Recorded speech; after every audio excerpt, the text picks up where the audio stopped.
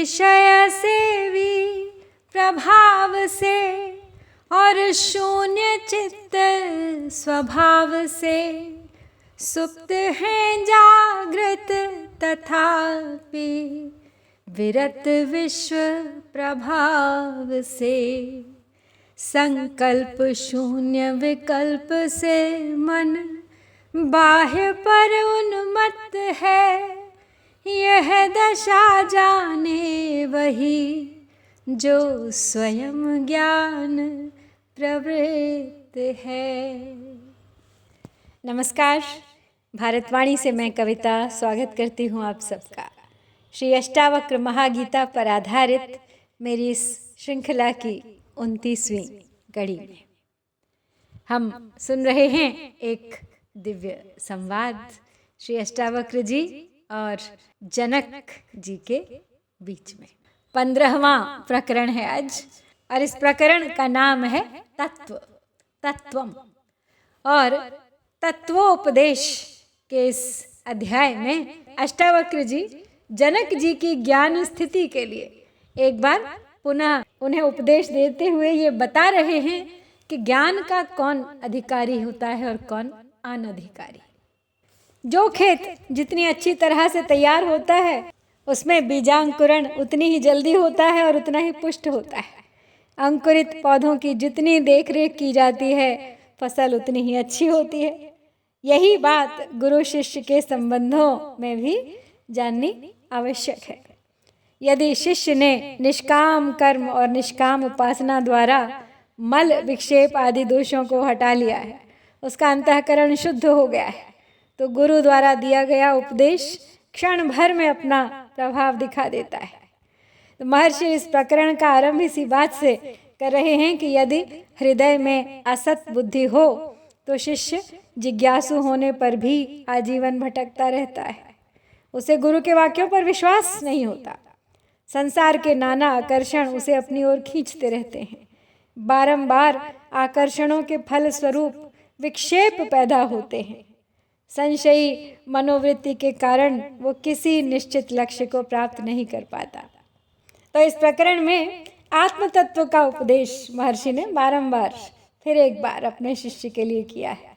छांदोग्य उपनिषद में श्वेतकेतु के पिता ने 9वीं बार आत्म तत्व का उपदेश दिया था उन्हें। तो तात्पर्य यही है कि उत्तम बुद्धिमान शिष्य सामान्य उपदेश करके आत्मबोध को प्राप्त हो जाता है, कृतार्थ हो जाता है। लेकिन जो निकृष्ट बुद्धि वाला शिष्य होता है वो मरण पर्यंत उपदेश को सुनता रहता है, पर उसको यथार्थ का बोध नहीं होता। जैसे विरोचन को ब्रह्मा ने अनेक बार उपदेश दिया तो भी वह बोध को प्राप्त नहीं हुआ। तो चलिए प्रारंभ करते हैं 15वां प्रकरण। यथा तथोपदेशेन कृतार्थः सत्त्वबुद्धिमान् आजीवमपि जिज्ञासुः परस्तत्र विमुह्यति।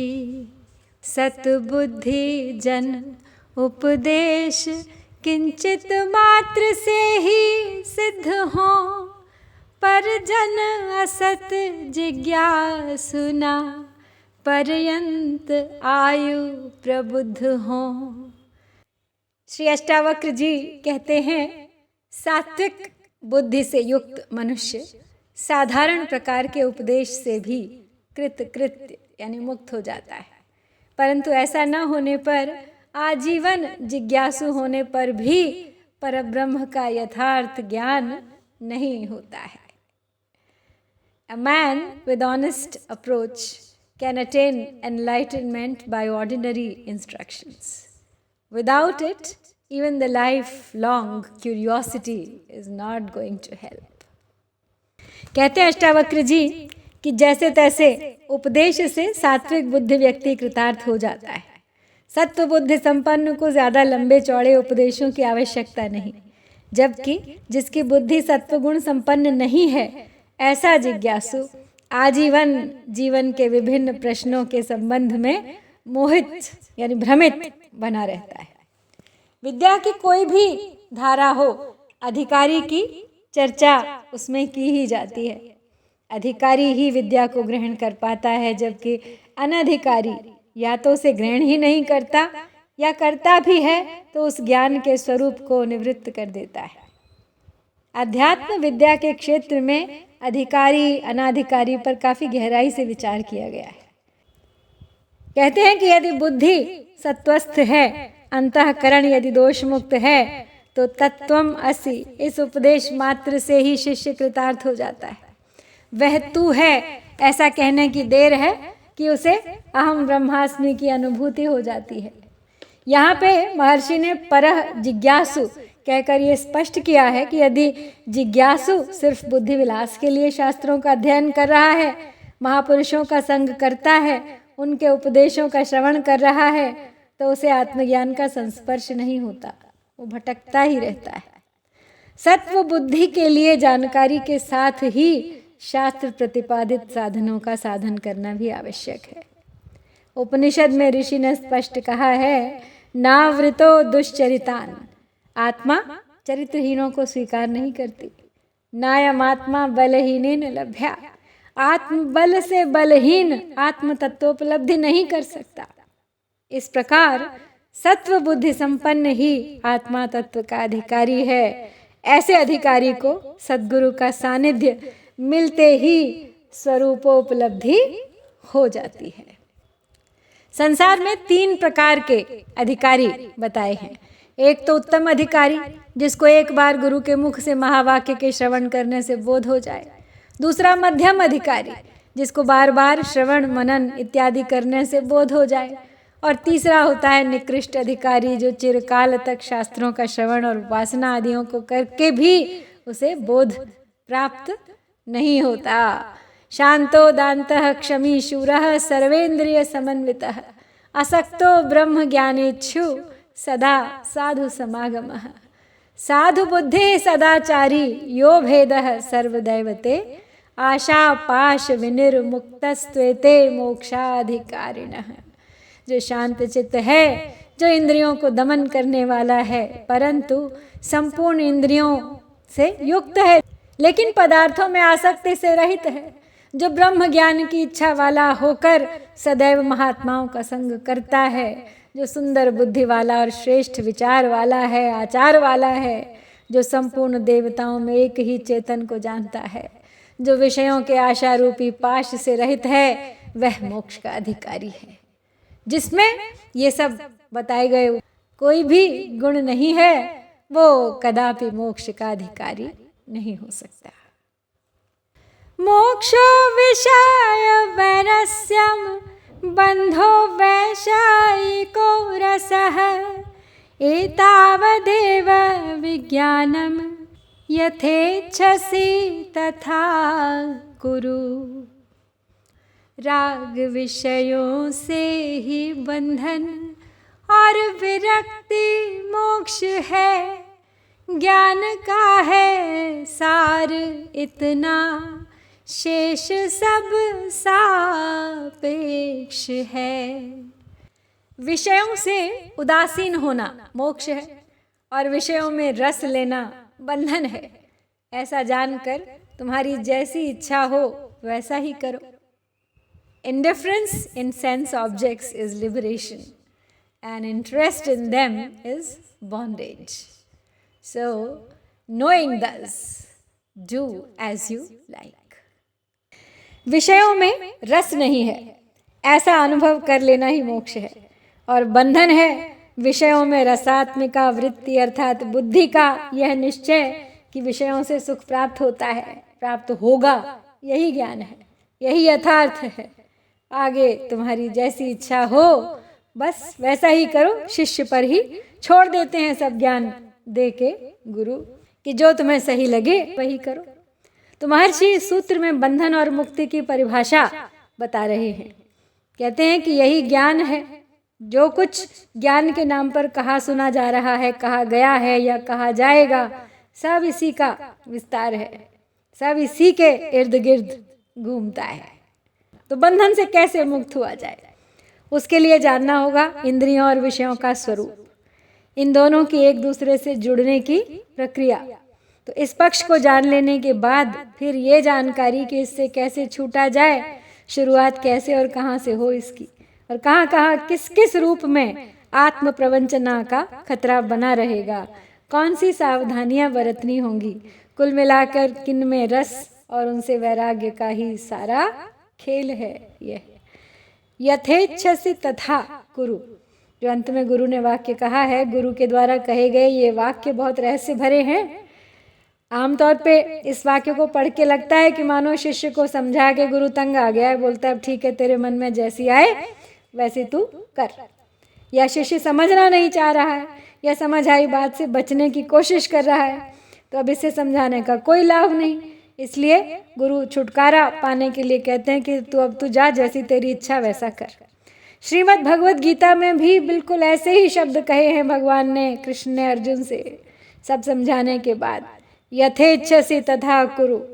तो उसके बाद अर्जुन कहता है, स्वीकार करता है, करिष्ये वचनम तव, अर्थात आपने जो कहा है मैं वैसा ही करूँगा। तो जैसी इच्छा हो वैसा करो, इन शब्दों को कहकर गुरु शिष्य को स्वयं निर्णय लेने को प्रेरित करता है। इन शब्दों को कहने का तात्पर्य है कि मैंने तुझे जो बताना था बता दिया, अब तू बता कि तेरा निर्णय क्या है। सुनना और सुनते जाना भी एक तरह का वैचारिक प्रमाद है, यह भी एक व्यसन है। उसी प्रमाद को झकझोरते हैं महर्षि अष्टावक्र। वे इसी कथन से मुक्त करना चाहते हैं। सारे जीवन सुनता रहेगा तो भी बातें खत्म नहीं होने वाली। अब समय है कि तू कोई निर्णय ले, बिना तेरे निर्णय लिए बात बनने वाली नहीं। निर्णय करके कुछ करने की प्रेरणा देता है यह सूत्र। कुरु अर्थात करो, ऐसा सुनो कि वह सुना हो जाए। अब केवल सुनते मत रहो। वाग में प्राज्ञ महोद्योगम जनम मूक जडालसम करोति तत्व बोधो अयम तस्त्यक्तो बुभुक्षुभिः। तत्व बोध है त्यक्त जिनको, भोग प्रिय है विलासिता, तत्वज्ञ को जड़ आलसी, करे मूक भी वाचालता। वाणी, बुद्धि और कर्मों से महान कार्य करने वाले मनुष्यों को तत्व ज्ञान शांत, स्तब्ध और कर्म न करने वाला बना देता है। अतः सुख की इच्छा रखने वाले इसका त्याग कर देते हैं। Eloquent, intelligent and industrious men become calm, silent and inactive after knowing the truth. So the people who are after worldly pleasures discard it. यह तत्व ज्ञान अत्यंत उद्भट वक्ता को गूंगा, बुद्धिमान को जड़ और उद्यमी को आलसी बना देता है। ऐसा मानकर भोगों की कामना करने वाले इसका यानी तत्व ज्ञान का परित्याग कर देते हैं और इस यथार्थ ज्ञान की ओर उन्मुख ही नहीं होते, इसकी उपेक्षा करते रहते हैं। तो विषयों में लेकिन जब रस समाप्त हो गया तो विषयों की प्रेरणा कैसे संभव होगी यदि यह निश्चय कर लिया। प्रवृत्ति तो तब तक होगी जब तक कि शरीर है, प्रारब्ध है, लेकिन मुमुक्षु की प्रवृत्ति विषयों में प्रमादी की तरह होगी। तत्वज्ञानी की प्रवृत्ति विषयों में सहज नहीं होगी। तत्वज्ञान होने पर ऐसा ही घटित होता है। इससे विपरीत विषयों में रस की वृत्ति वाले पुरुष की विषयों में तीव्र प्रेरणा होगी, इसीलिए वह तत्वज्ञान की ओर उन्मुख ही नहीं होगा। तो महापुरुष यहाँ पे कथा सुनाते हैं कि किसी संत की महिमा सुनकर उस नगर का एक धनिक संत के दर्शन करने पहुंचा। पूरे नगर में धनी की लोभी वृत्ति की चर्चा थी। वह चर्चा संत के कानों में भी पहुंच चुकी थी। तो धनी के आने का समाचार जब संत ने सुना तो संत अगवानी करने द्वार तक चले आए। अब इससे पहले कि वो धनी उस संत के चरणों का स्पर्श झुककर करता, संत ने धनी को साष्टांग प्रणाम किया और वहां उपस्थित सभी आश्चर्यचकित हो गए। वो धनी भी हैरान हो गया, पूछने लगा, अरे ये आप क्या कर रहे हैं? तो अब संत ने प्रश्न किया, आप भी तो ऐसा ही करना चाहते थे, आप ऐसा क्यों करना चाहते थे, आप भी तो मेरे चरण स्पर्श करने आ रहे थे। तो धनी बोला कि आप तो त्यागी हैं, आपने संसार छोड़ा है, इसलिए मैं आपके चरण स्पर्श करना चाहता था। तो अब संत ने उसकी बात का उत्तर देते हुए कहा, लेकिन मैंने आपके चरण इसलिए छुए कि आप तो मुझसे भी अधिक त्यागी हैं। मैंने तो उसे छोड़ा है जिसमें मेरे लिए कोई रस नहीं, जबकि आपने उसका त्याग किया हुआ है जो रसों का सागर है। तो संत ने आगे प्रश्न किया, अब आप बताएं त्यागी कौन है, मैं या आप? तो वास्तव में धनिक ऐसा नहीं था, वो तो बहुत लोभी था, लेकिन उसको एहसास दिलाने के लिए संत ने ऐसी बात कही। तो धनिक को अब ये सुन के अपनी गलती का ज्ञान हुआ और वो बदल गया। उसने भी समग्र नश्वर का त्याग कर दिया, सब लोभ मोह का त्याग कर दिया और अविनाशी की शरण ले ली। तो मुमुक्षु की जो दृष्टि विषयों के प्रति होती है वही संसारी की, धर्म के मार्ग मोक्ष का प्रतिपादन करने वाले की आत्मज्ञान की ओर होती है। तत्वज्ञान के सिवा किसी अन्य उपाय से विषयासक्ति का नाश नहीं होता। यह जो आत्मबोध है वो बहुत बोलचाल वाले चतुर को भी मूक कर देता है, और जो बड़ा बुद्धिमान अनेक प्रकार के ज्ञान करके युक्त हो उसको जड़ बना देता है। बड़े बड़े उद्योगियों को क्रिया से रहित आलसी बना देता है। मन का अंतरात्मा की तरफ प्रवाह होने से सब इंद्रियां ढीली हो जाती हैं, अर्थात अपने अपने विषयों के ग्रहण करने में असमर्थ हो जाती हैं। यह तत्वबोध वाक्यादि संपूर्ण इंद्रियों को बेकाम कर देता है। इसीलिए कहा गया है कि विषय भोगों की कामना वाला पुरुष इसका आदर नहीं करता और आत्मज्ञान के साधनों से हजारों कोस भागता रहता है, क्योंकि उसके लिए वो विषयों का रस अभी समाप्त नहीं हुआ है।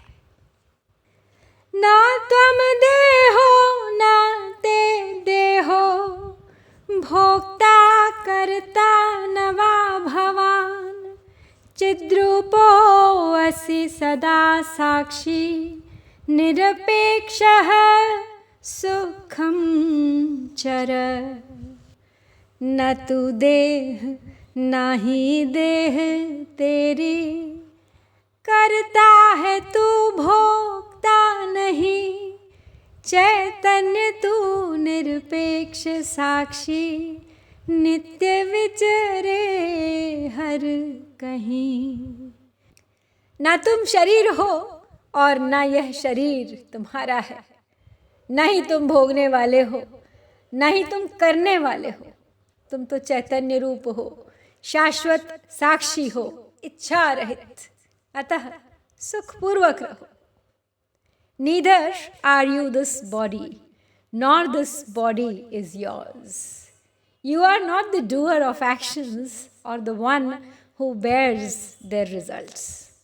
You are the consciousness, eternal witness and without desires. So stay blissfully. तुम देह नहीं हो, ना ही देह तुम्हारा है। ना तुम कर्मों का फल भोगने वाले हो, ना ही तुम कर्मों के कर्ता हो। तुम तो चैतन्य रूप हो, सदा से साक्षी हो, सबके मात्र दृष्टा हो, आँखों वाले हो। बस तुम्हें किसी प्रकार की अपेक्षा नहीं है, इसीलिए सुखपूर्वक विचरण करो। संसार में न जाने कितनी वस्तुएं हैं और ये सभी विषय आपको क्या दुख नहीं देते, जिनसे आपकी अपेक्षा होती है कि इससे आपको सुख मिलेगा, तो फिर आप उसे पाने का प्रयास करते हैं। प्राप्त हो जाने पर आप फिर उसकी सुरक्षा का प्रयास करते हैं। इस प्रकार मिलने न मिलने और फिर उसकी सुरक्षा का तनाव आपके मन में सदैव बना रहता है। यही अनजाने में दुख का कारण बन जाते हैं, और फिर किसी भी तरह से असफल होना तो प्रत्यक्ष दुख ही दुख। अपेक्षाओं का सिलसिला ही आपके दुख का कारण है। इस सूत्र में महर्षि इस दुख से छूटने का तरीका बताते हैं। कहते हैं तुम तो साक्षी हो, तो फिर क्यों इन्वॉल्व हो जाते हो, क्यों इसमें जुड़ जाते हो, लिप्त हो जाते हो। लिप्त होना ही दुख है। जानो स्वयं को कि ना तो तुम शरीर हो, ना ये शरीर तुम्हारा। तुम शरीर होते तो शरीर के ना होने पर तुम्हारा अस्तित्व ना होता। तुम्हारा शरीर होता तो तुमसे उसका वियोग कैसे और क्यों होता। तुम्हारे लाख चाहने पर भी वह तुम्हारा साथ नहीं छोड़ता। जरा अपने अतीत में झांक कर देखो, तुम शरीर हो तो कौन सा शरीर हो, कुत्ते का या बिल्ली का या फिर किसी और का। कितनी ही योनियों के शरीरों से तुम्हारी यात्रा होती रही है, उनमें से कौन सा शरीर हो तुम। जब ना शरीर हो ना ही शरीर तुम्हारा है तो तुम्हारा कर्तापन भी तो नहीं बनता, और जब करता नहीं तो फिर तुम भोगता कैसे। करता ही तो भोगता हुआ करता है। इसीलिए मान जाओ तुम चैतन्य रूप हो और सदा साक्षी हो, केवल साक्षी। और जब साक्षी हो तो फिर दुख कैसा। असंगो अहम पुरुष इति श्रुतेः। यह पुरुष अर्थात जीवात्मा असंग है, देहादिक सब संबंधों से रहित है। जैसे नृत्यशाला में स्थित दीपक शाला के स्वामी को, सभा वालों को और नर्तकी को एक समान प्रकाश देता है, तो ये शरीर तो नृत्यशाला है, अहंकार उसमें सभापति है और विषय सब सभ्य हैं, यानी सभा में बैठने वाले हैं, और बुद्धि उसमें नर्तकी है। इंद्रिय गण सब ताल बजाने वाले हैं। चेतन आत्मा साक्षी सबका प्रकाशक है।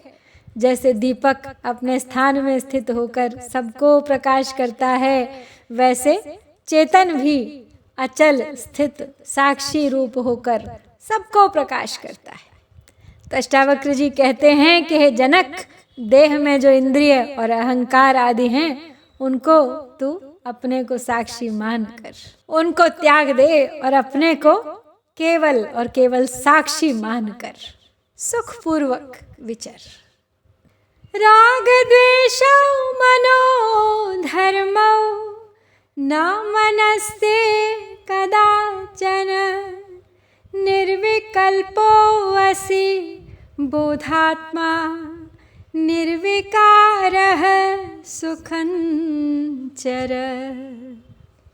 तुम निर्विकारी निर्विकल्पी बोध रूपे अति महे राग द्वेष विकार मन के न आत्मा किंचित गहे। राग यानी प्रियता और द्वेष यानी अप्रियता। तो राग और द्वेष मन के धर्म हैं, और तुम किसी भी प्रकार से मन नहीं हो। तुम कामना रहित हो, ज्ञान स्वरूप हो, विकार रहित हो, अतः सुखपूर्वक रहो। Liking and disliking, love and hate, they are the traits of mind, and you are not the mind in any case. You are choiceless. You are of the form of knowledge and flawless. So stay blissfully. राग और द्वेष मन के धर्म हैं, और यह मन तुम्हारा कभी नहीं हुआ। तुम सभी प्रकार के विकल्पों से परे, बोध रूप सभी दोषों से रहित हो, इसलिए सुखपूर्वक विचरण करो। वेदांत सिद्धांत में शरीर शब्द में सूक्ष्म शरीर भी आ जाता है, लेकिन व्यवहार में क्योंकि शरीर शब्द का अर्थ स्थूल शरीर से लिया जाता है, इसलिए महर्षि देह शब्द से स्थूल शरीर की चर्चा करने के बाद अब मनोमय यानी सूक्ष्म शरीर की बात करते हैं। कहते हैं जैसे बाहरी शरीर तुम नहीं हो, नहीं वह तुम्हारा है, बिल्कुल उसी तरह से मनोमय शरीर और उसके धर्म भी न तो तुम्हारे हैं न ही तुम हो। शरीर से स्थूल कर्म होते हैं, इसलिए उसका भी अभिमान स्थूल होता है। मन में सूक्ष्म क्रियाएं होती हैं, इसलिए उसका अहंकार भी सूक्ष्म होता है। मन ही राग द्वेष और द्वंद्वात्मक विकारों का आधार है। वही तरह तरह के विकल्पों को जीवात्मा के समक्ष रख उसे भटकाता रहता है। इन्हीं संशयात्मक विकल्पों में उसे आजीवन उलझाए रखता है, जिसकी वजह है सही जानकारी का न होना।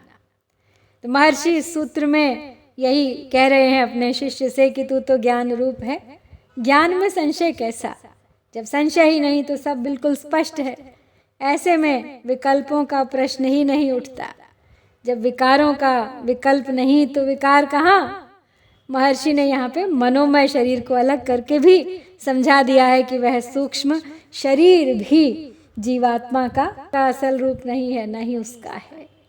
जीवात्मा तो चैतन्य मात्र है।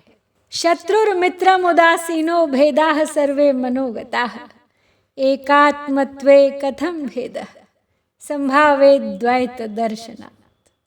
ये शत्रु है, ये मित्र है, शत्रु से द्वेष, मित्र से राग और उदासीनता, ये सब मन के धर्म हैं।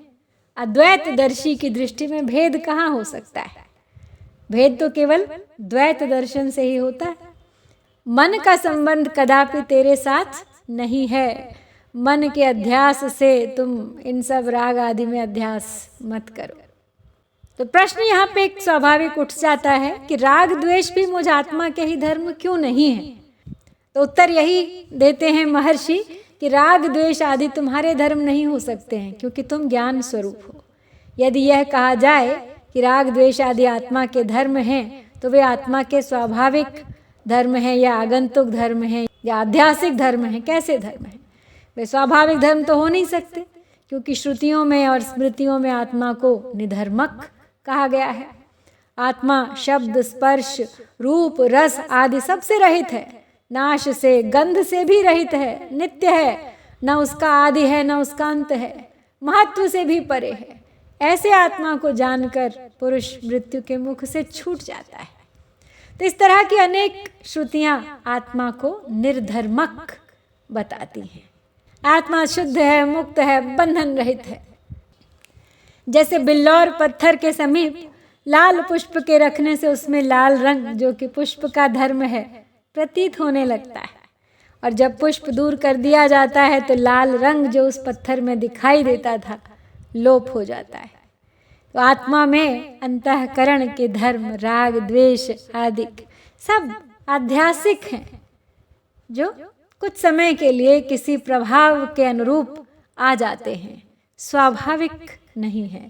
इसलिए वे सरलता से दूर हो सकते हैं, दूर किए जा सकते हैं। तो आज इस प्रकरण से हमने पढ़ लिए हैं 5 श्लोक। कुल इस प्रकरण में 20 हैं। तो लौटूंगी अगली बार शीघ्र अगले 5 श्लोक लेकर। प्रतीक्षा कीजिएगा, कुछ और जानेंगे, बढ़ाएंगे इस तत्व ज्ञान की वार्ता को कुछ और आगे। हरिओम तत्सत। जय भारत।